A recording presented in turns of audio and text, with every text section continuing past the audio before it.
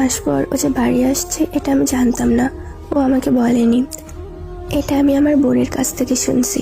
এরপর হঠাৎ একদিন আমি আমার বাবার ফোন থেকে তাকে মেসেজ দিই আর বলি, ওই তুমি বাড়ি আসছো?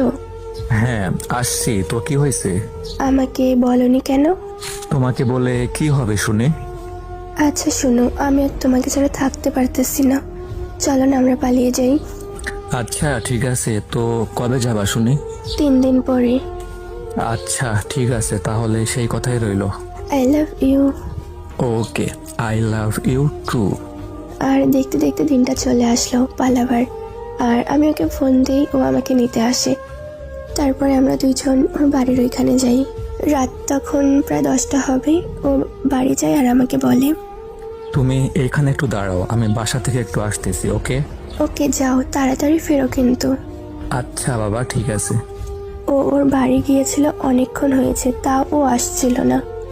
তার অনেকক্ষণ পর ও আসলো আর আমি ওকে জিজ্ঞাসা করলাম, ওই তুমি বাসার ভিতরে গেলে?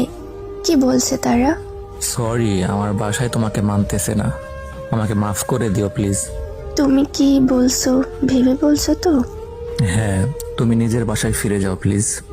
তোমার বিশ্বাসে আমি বাসা থেকে চলে আসলাম আর তুমি আমাকে এভাবে ঠকাইছো? মাঝপথে আমার হাতটা ছেড়ে দিলে। সরি, প্লিজ আমাকে মাফ করে দিস। আমি পারবো না তোকে বিয়ে করতে আর তোকে পালিয়ে নিয়ে যাইতে। তুই বাসায় চলে যা প্লিজ। শেষ করে ফেললে এমনভাবে সবকিছু? কেমনে ভুললে তুমি 1 বছরের সম্পর্ক? 1 বছর হয়েছে তো আমি কি করব ভাই? যেটাই হোক তুই বাসায় যা, এত কথা বলিস না। আমি পারবো না তোকে বিয়ে করতে, কথা মাথায় গেছে? যেও না প্লিজ, আমাকে ছেড়ে যেও না। দাঁড়াও।